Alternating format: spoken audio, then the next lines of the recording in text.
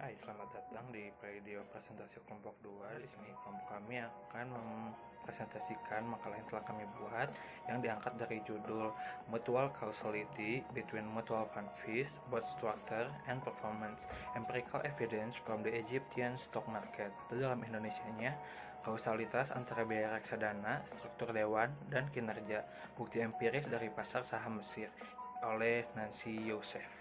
Kelompok 2 terdiri dari Mutiana Fajar, Ariana Nafla, Septa Triana, Ganang Rifki, Irmatiana, dan Anggi Azahra. Masuk ke latar belakang, reksadana adalah kendaraan keuangan di mana uang investor dikumpulkan bersama dan diinvestasikan sesuai dengan kebutuhan pemilik. Menurut KO dan kawan-kawan, tahun 2014 menyatakan bahwa kepemilikan reksadana oleh rumah tangga Amerika Serikat mencapai 44% pada tahun 2011 dibandingkan dengan kurang dari 6% 2 dekade sebelumnya. Lalu konflik pertama muncul dari investor yang menginginkan perusahaan dana untuk memaksimalkan pengembalian yang disesuaikan dengan risiko. Sedangkan perusahaan dana atau manajer dapat memutuskan untuk memaksimalkan kepentingan mereka sendiri dengan mengambil tindakan yang meningkatkan arus masuk uang mereka. Menurut Chevalier dan Ellison tahun 1997. Assalamualaikum warahmatullahi wabarakatuh. Saya Anggi Azahra, NIM 172, akan melanjutkan penjelasan dari rekan saya. Saya akan menjelaskan mengenai identifikasi masalah dalam jurnal ini. Salah satu potensi konflik kepentingan dalam struktur kompensasi reksadana adalah bahwa penasihat investasi mungkin memiliki insentif untuk merekomendasikan produk kepada investor untuk alasan yang tidak sepenuhnya didasarkan pada kinerja investasi yang disesuaikan dengan resiko yang diharapkan. Konflik ini mungkin timbul ketika biaya mengkompensasi penasihat dan manajer terlepas dari kinerjanya. Jika konflik kepentingan seperti itu ada, maka peneliti akan mengamati pasar di mana aliran modal investor ke reksadana kurang sensitif terhadap kinerja masa lalu, dan mungkin terhadap dana yang memiliki kinerja penyesuaian risiko yang lebih rendah. Untuk menguji proporsi ini, maka identifikasi masalah dalam jurnal ini yaitu apakah struktur dewan dana dapat memoderasi kinerja biaya dana. Selanjutnya, saya akan menjelaskan mengenai kajian teori dalam jurnal ini, yaitu ada grand theory, middle theory, dan apply theory. Grand theory dalam jurnal ini yaitu mengenai investasi. Investasi adalah penanaman modal untuk satu atau lebih aktiva yang dimiliki dan biasanya berjangka waktu lama dengan harapan mendapatkan return di masa-masa yang akan datang, menurut Sunaria 2004. Selanjutnya ada middle theory. Middle theory dalam jurnal ini yaitu reksadana. Reksadana adalah kumpulan saham, pendapatan tetap atau sekuritas jenis yang dibeli oleh sekelompok investor dan dikelola oleh perusahaan investasi profesional, menurut Jacob Bruce 1994. Selanjutnya ada apply theory. Berkenaan dengan penelitian yang berkaitan dengan dana yang dikelola secara aktif maupun yang dikelola secara pasif, literatur yang ada berfokus terutama pada apakah upaya pemilihan saham manajer dana menghasilkan pengembalian berlebih yang membenarkan biaya terkait dan biaya transaksi, menurut Daniel Girnbad, Titman, dan Wernes 1997. Selanjutnya saya akan menjelaskan mengenai gap teori dan gap empiris dalam jurnal ini. Gap teori dalam jurnal ini, menurut Simigera 2019, keuntungan utama berinvestasi di reksadana adalah mempercayakan investasinya kepada pengelola dana profesional, diversifikasi, dan biaya transaksi yang lebih rendah daripada investasi langsung. Namun, menurut Gruber 1996, mempertanyakan mengapa reksadana yang dikelola secara aktif tumbuh begitu cepat ketika kinerjanya rata-rata lebih rendah daripada reksadana indeks. Selanjutnya, gap empiris dalam jurnal ini yaitu sejumlah besar penelitian empiris tentang keuangan perusahaan menunjukkan bahwa struktur biaya meningkatkan kinerja, tetapi penelitian ini memiliki masalah serius dengan endogenitas, menurut Wintoki et al. 2012. Namun, implikasinya bagi pekerjaan empiris akan menjadi kepenuhan penggunaan jika tidak berurusan dengan masalah endogenitas, karena hasilnya akan bias dan tidak dapat diandalkan, menurut Roberts and White 2012. Mungkin cukup sekian dari saya, selanjutnya akan dilanjutkan oleh rekan saya. Terima kasih. Assalamualaikum warahmatullahi wabarakatuh. Perkenalkan, nama saya Irmatiana dengan NIM belakang 170. Di sini saya akan menjelaskan mengenai metode penelitian. Yang pertama, populasi. Populasi dalam penelitian ini diambil dari database versi terbaru reksadana Mesir di pasar saham Mesir yang ada pada akhir Desember 2013. Sedangkan sampel dalam penelitian ini mengambil 48 reksadana yang mewakili 60% kira-kira dari ukuran populasi. Data dikumpulkan dari laporan keuangan, prospektus, dan laporan tahunan Dewan Direksi Reksadana Mesir antara 2007 dan 2003 karena ketersediaan data. Alat analisisnya, metode analisis dalam penelitian ini menggunakan SEM. Nah, di sini juga hipotesisnya ada H1, H2, H3, H4, H5, H6, dan H7, di mana H1-nya terdapat hubungan negatif antara biaya dana dan kinerja dana. H2-nya terdapat hubungan positif antara proporsi direksi pada komite investasi dan kinerja dana. Sedangkan H3-nya terdapat hubungan positif antara ukuran dewan dan biaya dana. Sedangkan H4-nya terdapat hubungan negatif antara proporsi direktur profesional di dewan dan biaya dana. H5 terdapat hubungan positif antara kepemilikan saham oleh direksi dan rasio pengeluaran. H6 terdapat hubungan positif antara masa jabatan direktur dan rasio pengeluaran. H7 terdapat hubungan positif antara indeks corporate governance perusahaan, pengelolaan dana dengan rasio biaya.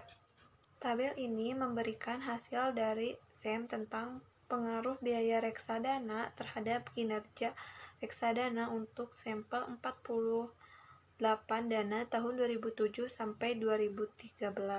Pada model A, biaya reksadana diukur dengan rasio biaya. Uji tes statistik yang kuat dilakukan dan nilai P berada dalam tanda kurung. Kolom 2 memberikan nilai P. Kolom 1 menyajikan koefisien jalur model A. Signifikan statistik pada tingkat 10%. Bintang 2, signifikansi statistik pada tingkat 5%, dan bintang 3, signifikansi statistik pada tingkat 1%. Sekian penjelasan saya. Selanjutnya akan dijelaskan oleh rekan saya. Terima kasih. Bismillahirrahmanirrahim. Assalamualaikum warahmatullahi wabarakatuh. Izin memperkenalkan diri, nama saya Erina Naflah dengan NIM belakang 155 akan melanjutkan pemaparan. Di sini terdapat tabel 4.2. Tabel ini berisi rangkuman pengaruh langsung, pengaruh tidak langsung, dan total model persamaan struktural. Pada tabel ini menunjukkan efek langsung, tidak langsung, dan total di antara semua variabel di dalam model persamaan struktural atau SEM. Tabel ini mencakup dua panel, yaitu panel A dan panel B. Pada panel A yaitu mengenai pengaruh fee reksadana terhadap kinerja reksadana, yang mana menunjukkan beberapa efek langsung, tidak langsung, dan total yang signifikan. Dimulai dari yang pertama, yaitu dari EXP ratio dan ENV-CAM yang memiliki pengaruh langsung terhadap VERV. Yang kedua, EXP ratio dan ENV-CAM yang memiliki pengaruh tidak langsung yang signifikan terhadap VERV melalui mediasi B-size. Kemudian yang ketiga, yaitu EXP ratio dan ENV-CAM yang memiliki pengaruh total yang signifikan terhadap VERV. Kemudian ada panel B, yaitu pengaruh kinerja reksadana terhadap fee reksadana, yang mana menunjukkan beberapa efek langsung, tidak langsung, dan total yang signifikan. Dimulai dari yang pertama, yaitu DIR-AUN, DIR-TN, PROFDIR, dan SIGEKI, yang memiliki pengaruh langsung yang signifikan terhadap EXP rasio. Kemudian yang kedua yaitu Dir Aun, Dir Tien, Prof. Dir, dan Shigeki yang memiliki pengaruh tidak langsung yang signifikan melalui efek mediasi B-size. Kemudian yang ketiga yaitu Dir Aun, Dir Tien, Prof. Dir, dan Shigeki yang memiliki pengaruh total yang signifikan terhadap EXP rasio. Kemudian dilanjutkan pada tabel 4.3 mengenai the goodness of fit. Nah, dari tabel ini menunjukkan bahwa model struktural yang dihipotesiskan memberikan kecocokan yang baik dengan data, dimulai dari uji Chi kuadrat, ukuran kesalahan populasi atau RMSEA, dan ukuran perbandingan baseline atau CFI.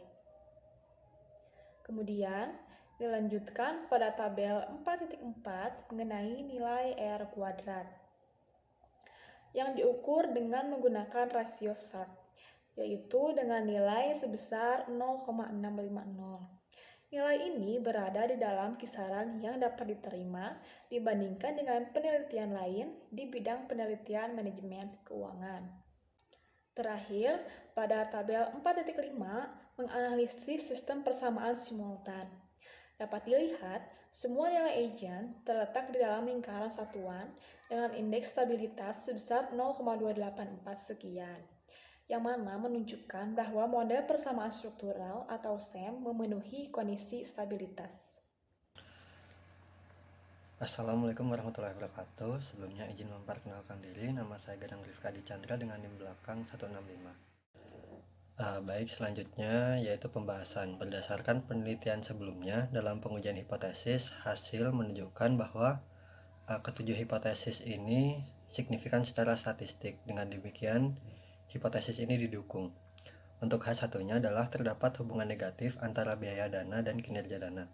Artinya bahwa terdapat biaya lebih tinggi untuk dana yang didistribusikan di lebih banyak negara dan dana yang berdomisili di lokasi luar negeri. Kemudian H2 adalah terdapat hubungan positif antara proporsi direksi pada komite investasi dan kinerja dana.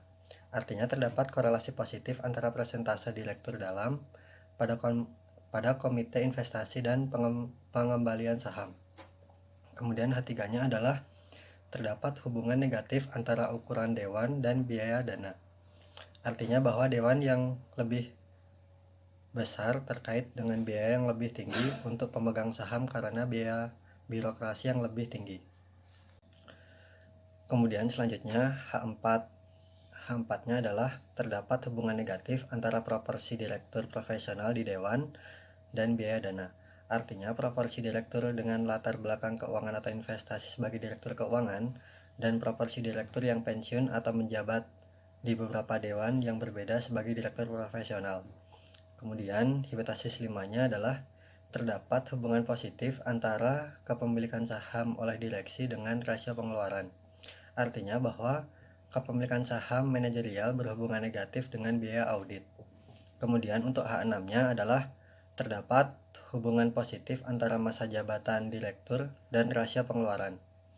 Artinya bahwa biaya audit lebih rendah untuk perusahaan dengan proporsi yang tinggi dari dewan direksi jangka panjang di komite audit independen daripada untuk perusahaan dengan proporsi yang rendah dari direksi lama dewan di komite audit independen. Kemudian untuk H7-nya adalah terdapat hubungan positif antara indeks corporate governance perusahaan pengelola dana dengan rasio biaya. Artinya pemantauan dewan yang efektif mengurangi biaya agensi. Dan ada bukti bahwa kepemilikan direktur luar membantu menyelaraskan kepentingan manajemen dengan kepentingan pemegang saham dan mengurangi biaya. Sekian, terima kasih. Assalamualaikum warahmatullahi wabarakatuh. Perkenalkan, nama saya Mutia Nur Pajar dengan NIM belakang 153. Di sini saya akan menyampaikan kesimpulan dan saran. Untuk kesimpulannya itu sendiri, dalam tulisan ini menunjukkan bahwa adanya hubungan negatif antara biaya dana dan kinerja dana. Penelitian menjalani serangkaian uji ketahanan dan menemukan bahwa ia bertahan dari semuanya. Pertama, penelitian memperkirakan persamaan penggunaan rasio biaya sebagai ukuran biaya reksadana. Pengujian hubungan keseimbangan antara biaya reksadana dan kinerja dapat dilakukan dengan regresi rasio biaya pada kinerja dana seperti yang ditentukan dalam persamaan atau sebagai alternatif dengan menjalankan regresi kinerja dana pada rasio biaya. Penelitian mengoptimalkan pendekatan sebelumnya karena dua alasan. Alasan yang pertama berkaitan dengan komparabilitas hasil, karena sejumlah studi telah mundur ukuran kinerja yang berbeda biasanya yaitu rasio biaya. Lalu selanjutnya ada alasan kedua yang berkaitan dengan sifat statistik dari perkiraan koefisien. Karena alfa dana yang sebenarnya tidak diamati, alfa yang diperkirakan digunakan sebagai gantinya jadi ukuran kinerja dana yang mengandung sejumlah besar kesalahan pengukuran. Lalu selanjutnya kontribusi utama dari makalah ini adalah untuk memberikan bukti melalui analisis statistik yang kuat seputar kegunaan pemeriksaan hubungan kausalitas antara 3 variabel yaitu biaya reksadana, struktur dewan, dan kinerja. Makalah ini menyimpulkan bahwa semua hipotesis hubungannya didukung. Hasil dari penelitian ini memiliki konsekuensi penting bagi investor dan regulator. Hasilnya memberikan bukti lebih lanjut bahwa biaya dana yang tinggi umumnya tidak membayarkan untuk pengembalian yang disesuaikan dengan risiko yang sepadan. Sebaiknya, biaya tinggi mungkin merupakan sinyal kinerja yang buruk. Oleh karena itu, hasil dari penelitian ini berpendapat untuk desain persyaratan pengungkapan reksadana yang memperhitungkan keterbatasan kognitif dari investor. Lalu selanjutnya ada saran.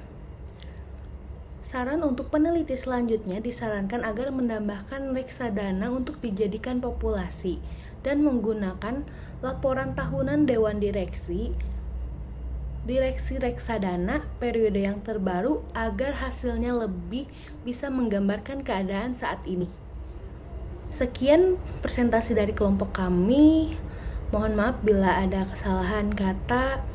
Wabillahi taufiq wa hidayah. Wassalamualaikum warahmatullahi wabarakatuh.